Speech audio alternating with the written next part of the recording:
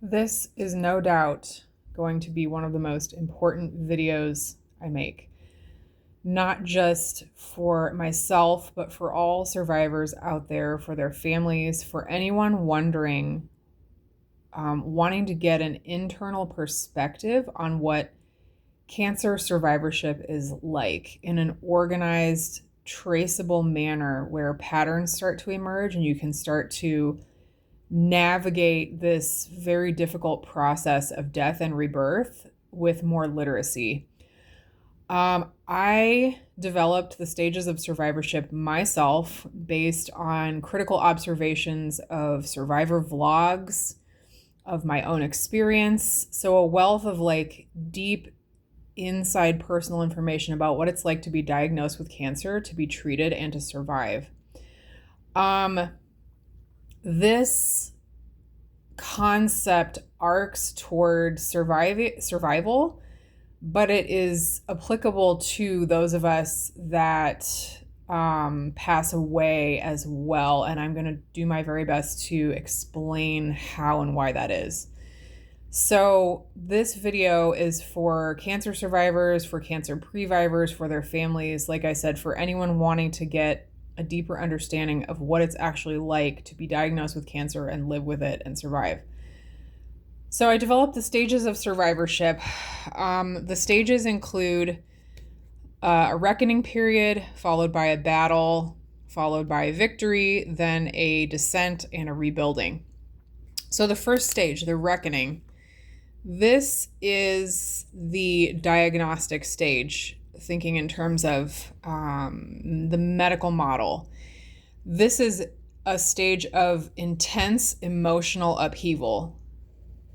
And there's a very defining piece of this stage that I'm going to call the call. And by that, I mean, that's when a survivor gets the call from their provider. Sometimes it's a literal phone call. Sometimes it's an in-person conversation where the provider goes, okay, you have cancer.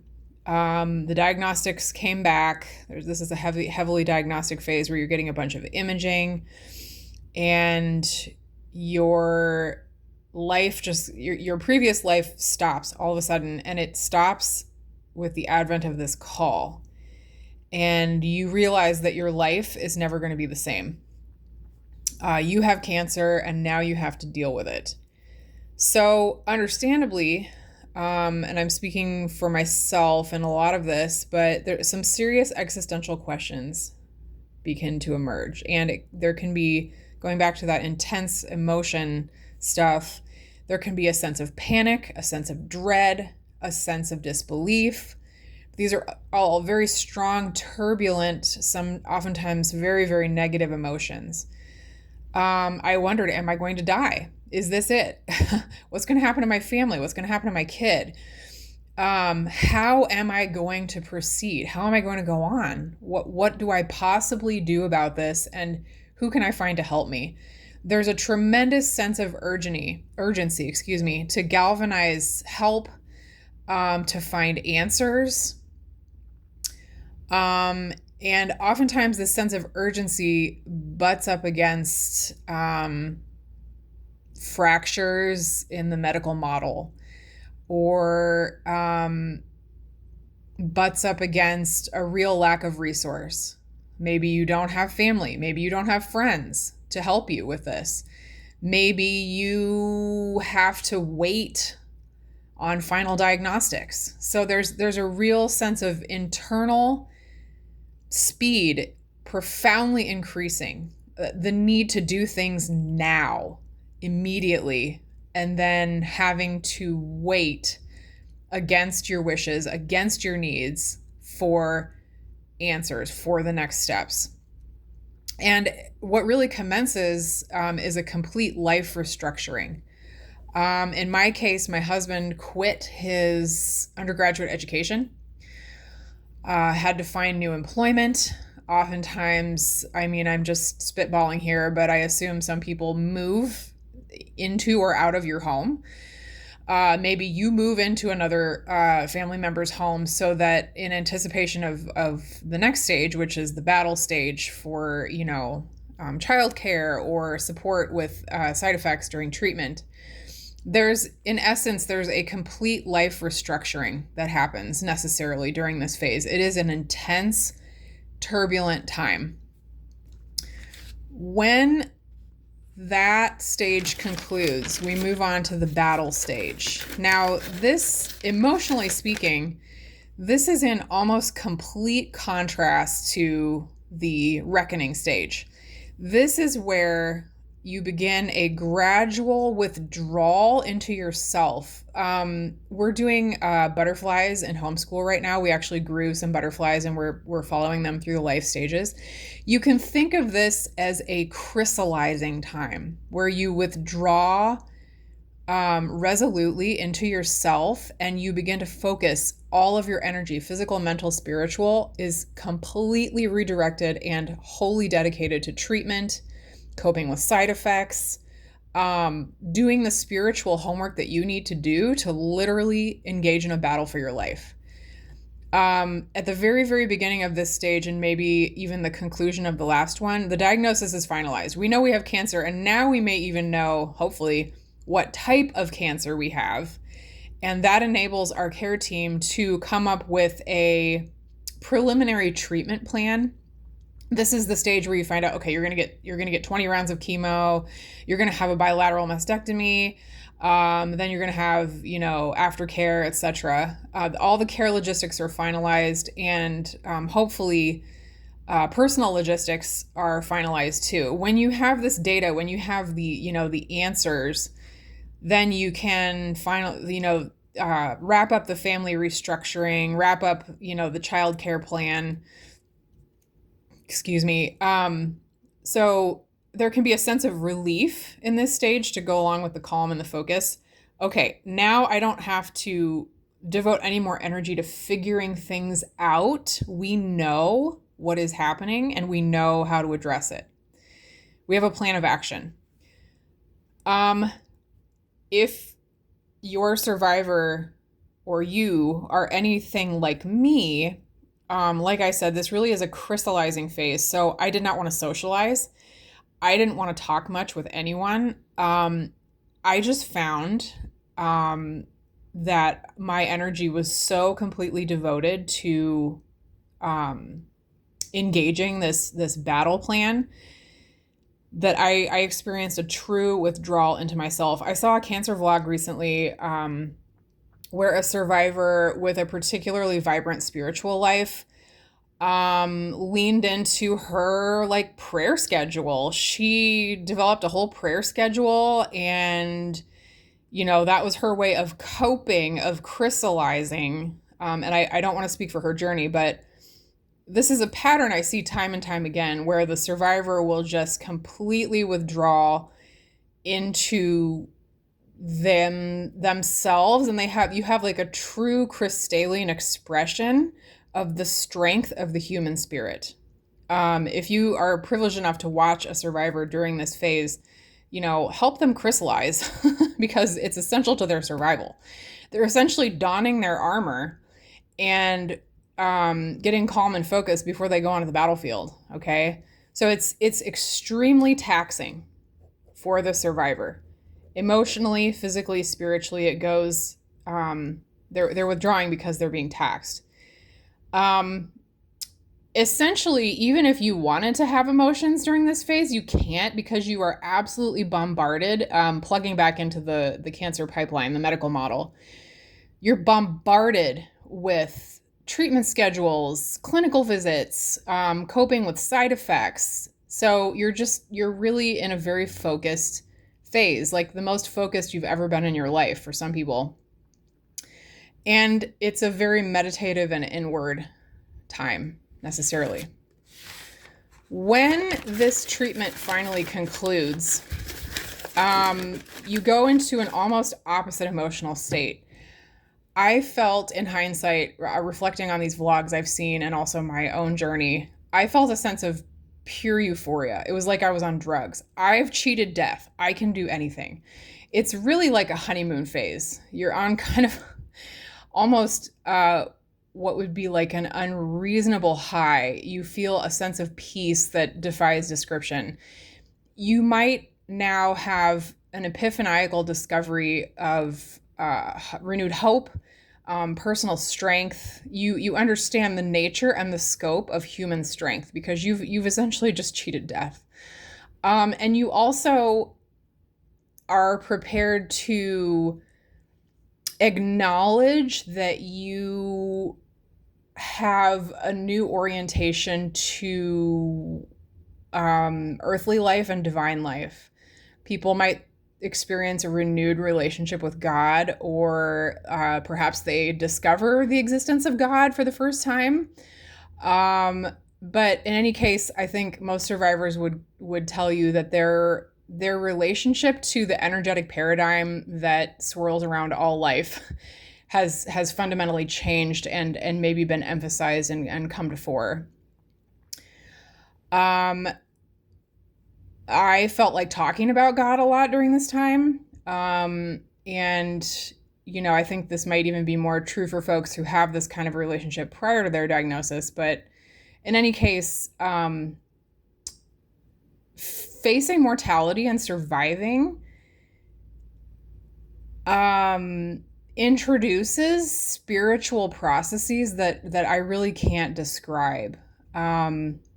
Things, and again, like words are failing me, it's just so profound. You just come to realize certain things that you wouldn't have realized if you didn't have to face death. Now,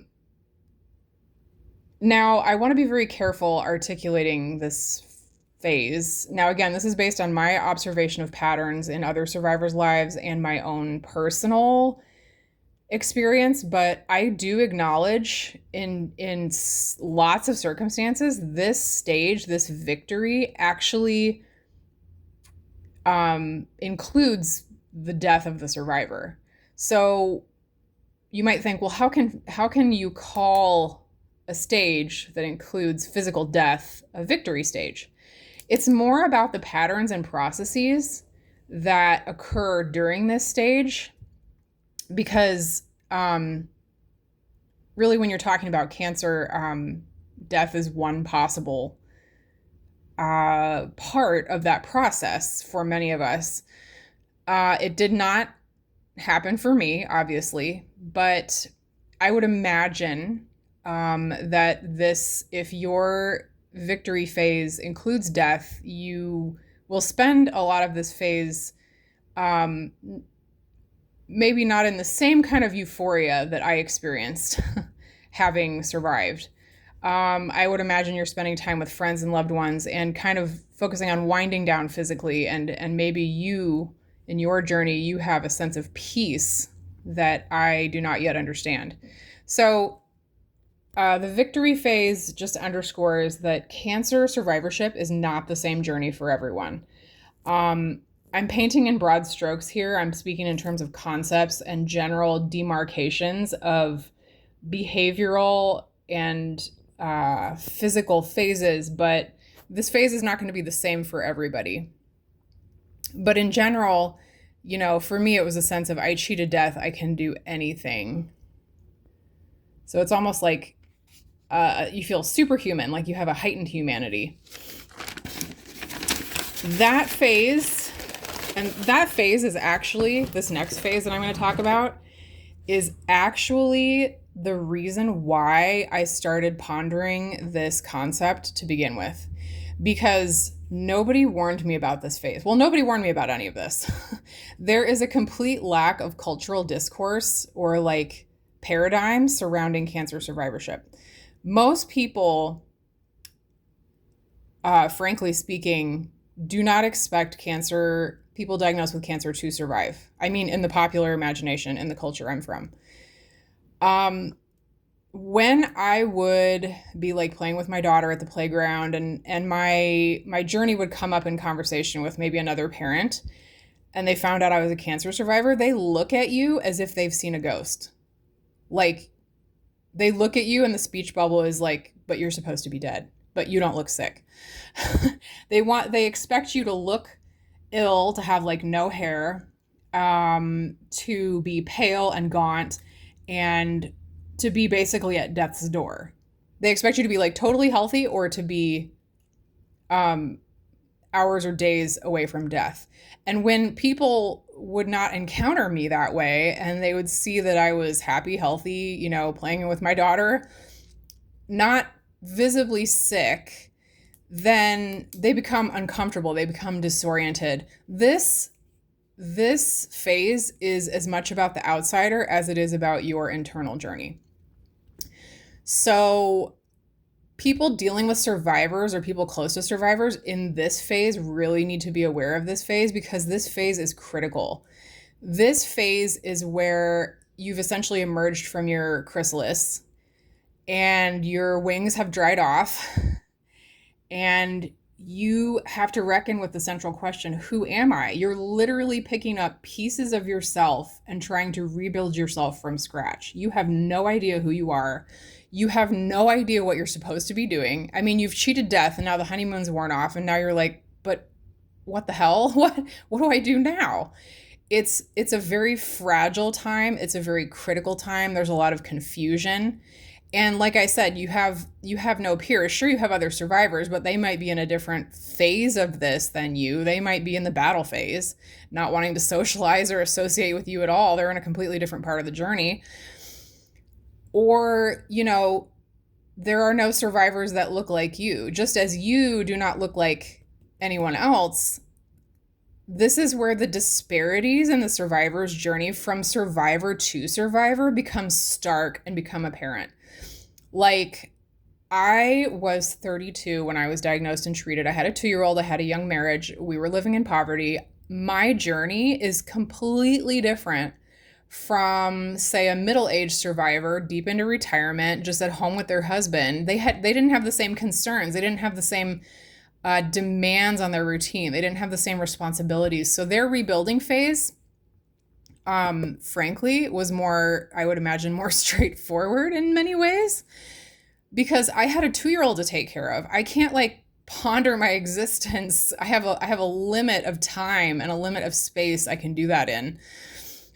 This is when all the emotions that got bottled or pushed away or set aside, I should say, during the battle phase all come flooding back. And all of the, you have to embrace that flood of emotions, whether you're ready or not. And it can make you feel very weak and very tired. And that coupled with the social alienation and isolation from people literally not believing that you exist, being kind of shocked that you're here, it's a very critical time. So I want to do a visual representation of this now. Let me see if I can find a blank page. I'll just do it on the back of here. I was pondering for a long time if this was more of a cycle or this was more linear. And I think it's more linear because I think it parallels the medical model, because the medical model, the cancer pipeline of diagnosis and treatment is so intimately intertwined with this process that I do think it needs to be linear. So here you've got your reckoning. Then you've got, very quickly, it ramps up into the battle. It just shoots up dramatically. So here's the height of the battle. And then here's the come down. I'm going to say it plateaus here. So the energy that is up during battle, even though it's inward energy, even though it's withdrawn energy, stays up during your honeymoon. And then the honeymoon is it shoots up even more because you're in this phase of euphoria. And then once the honeymoon phase stops, then you experience this descent into what did I say it was? Okay, back up. I've redrawn this. Okay. So here I've tried to do a visual representation of the stages of survivorship, such that I've experienced them in particular, and tracing the steps I just articulated. So over here, this plateau, we have life before cancer. This is our normal everyday life before we got our diagnosis. And then we have this sharp drop off during this heightened emotional critical time of reckoning where you get your diagnosis and you wonder, am I going to die? What's going to happen next? Then you finalize your treatment. You get your plan of action. You get your treatment plan, and you start coping with treatment, going to appointments. Your schedule is clogged, dealing with side effects. So the battle, you notice it is a heightened state from your life prior to cancer. But remember, this is the withdrawal period where you're withdrawn completely into yourself and all of your energy is devoted to surviving and completing that battle. Then you have your victory, the honeymoon period, the sense of euphoria. I can do anything. I cheated death. So this is like, look at the disparity between life before cancer and the emotional state you're in during the victory period. This is just astronomically higher. It's like you've been to the moon, basically. And then there is a sharp descent during the rebuild phase when you're asking the question, who am I? I don't know who I am. I'm in pieces. I've emerged from my chrysalis. I have to systematically, cell by cell, rebuild my entire existence. So this for me, this right here is the most critical phase. I have been in this phase for almost 10 years, and I believe I just exited this phase. I believe now I'm right here. But it has taken me almost 10 years. I was diagnosed and treated in 2019. So this is like the longest period. This is the period that no one prepares you for. There is no cultural discourse around this period. This is where you like have personal lows and personal highs, and maybe you realize something in here, and then you start doing things differently, and then you start to examine how others perceive you. And it's just, this rebuilding phase is the most critical, and it's the one that no one understands or talks about. So that in a nutshell is the stages of survivorship. It's a concept I've come up with. It is not sourced from sociology, from psychology, from the oncological discipline. This is something that is entirely mine, that I've originated after being a cancer survivor, and in particular, studying patterns among other cancer survivors' experience, usually within vlogs.